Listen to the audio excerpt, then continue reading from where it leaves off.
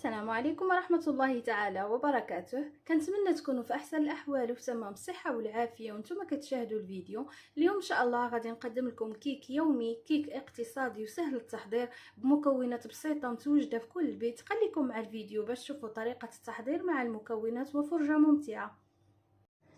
المقادير: غادي نحتاجو 5 ديال البيضات. انا هنايا عملت 5 البيضات لان عندي الحجم صغير. الا توفر لكم البيض بالحجم الكبير كديروا 4 ديال البيضات. قبيصه ديال الملحه. غادي نحتاجو ياغورت بالنكهه ديال الفاني. عندي الكاكاو الحلو ديال الاطفال. عندي كاس ديال العنبه ديال الزيت، كاس ديال العنبه ديال الحليب، كاس ديال العنبه ديال السكر سنيده، وجوج معالق كبارين ديال الخل الابيض. وغادي نحتاجو 20 غرام ديال خميره الحلويات. غادي نحتاجو كيس ديال الفاني والدقيق حسب الخليط. غادي نبداو على بركه الله. غادي نفرغوا السكر على البيض، الكيس ديال السكر فانيلا، وغادي نطربوا الخليط ديالنا حتى يتضاعف الحجم ديال البيض ويرجع اللون ديالو ابيض نوعا ما. بسم الله.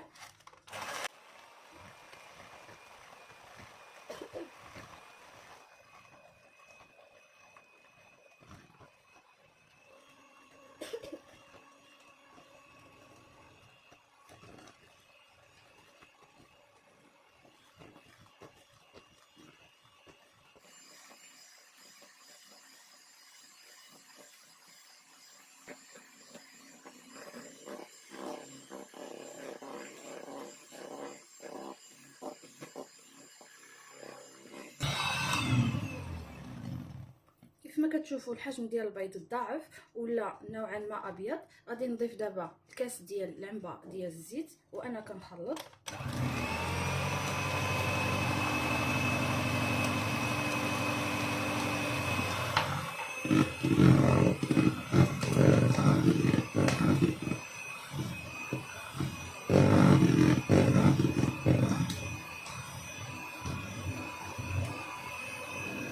غادي نضيف الكاس ديال الياغورت.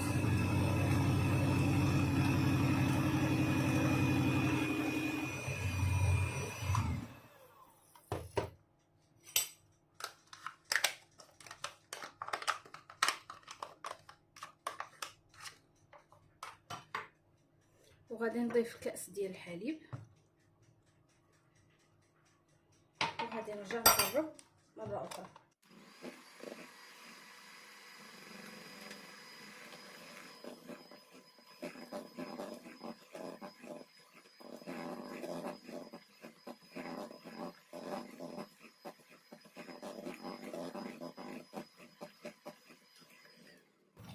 بعد ما نسجموا لي العناصر كامله غادي نحيد الطراب الكهربائي وغادي نخدم بالطراب اليدوي.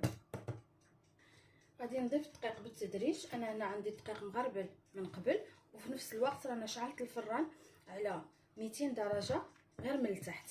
بسم الله.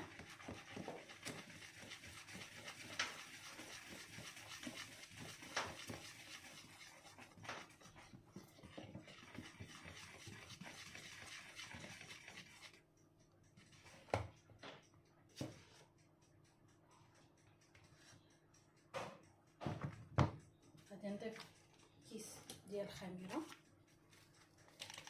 اما ديروا هذا ديال 20 غرام اولا ديروا 3 ديال اللي من فئه 7 غرام، 3 ديال الشاصيات.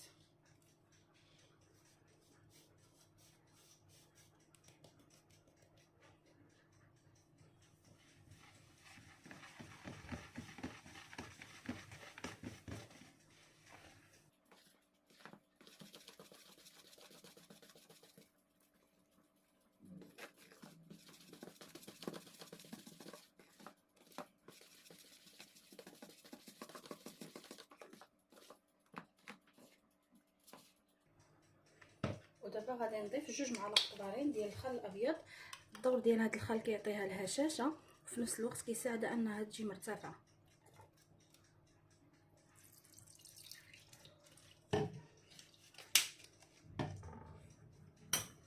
وغادي نرجع نخلط مزيان.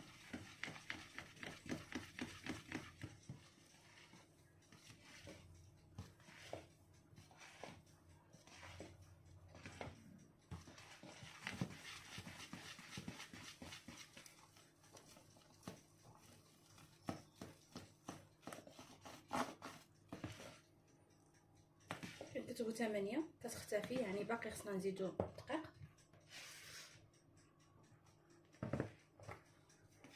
كنبقاو نضيفو شويه بشويه.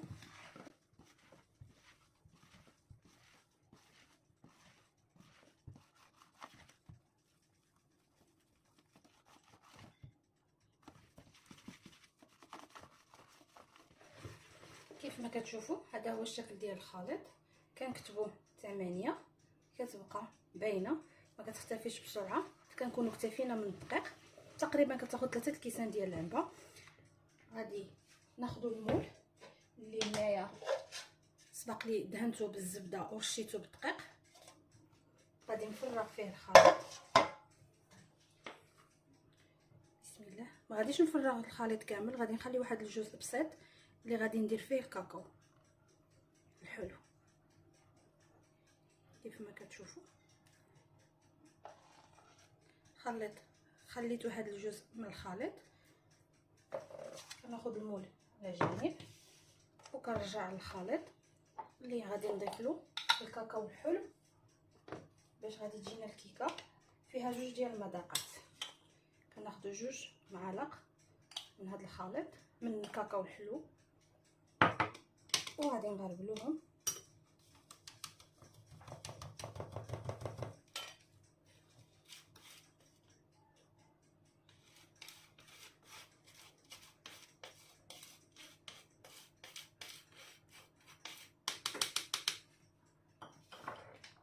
وغادي نحركوا الخليط ديالنا مزيان.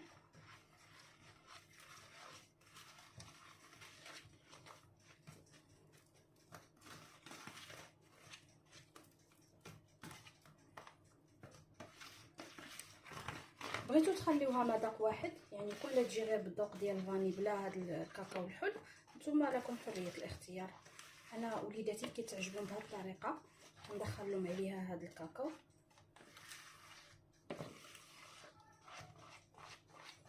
كيف ما كتشوفوا الخليط مساجم. غادي نحيد الفويه وكناخذوا المول ديالنا على هذا الشكل وكنعليو يدنا مزيان وكنفرغوا هذا الخليط ديال الكاكاو الحلو من الفوق.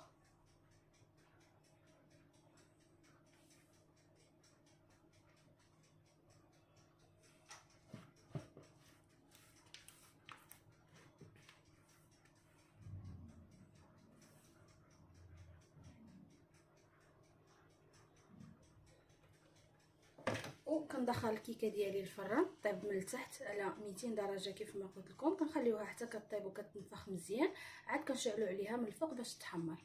خليكم مع الفيديو تشوفوا النتيجه النهائيه. وهذا البنات كان هو الشكل النهائي ديال الكيكه من بعد ما طابت وخرجتها من الفران. خليتها حتى بردات مزيان ومن بعد زينتها بالناباج والكوك. بالنسبه للتزيين لكم حريه الاختيار، ممكن تخليوها بلا تزيين كيف ما ممكن تزينوها بالكوك كيف ما عملت، او لوز ايفيلي الكاوكاو ايفيلي اللي توفر لكم واللي حبيتو. غادي ندوز نقطع معكم الكيكه باش تشوفوها كيفاش جات من الداخل. بسم الله.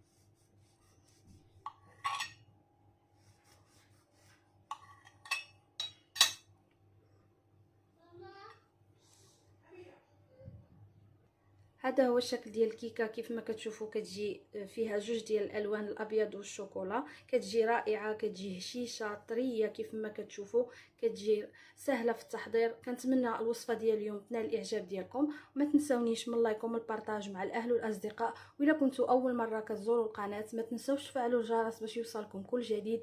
والى اللقاء في فيديو قادم ان شاء الله. مع السلامه.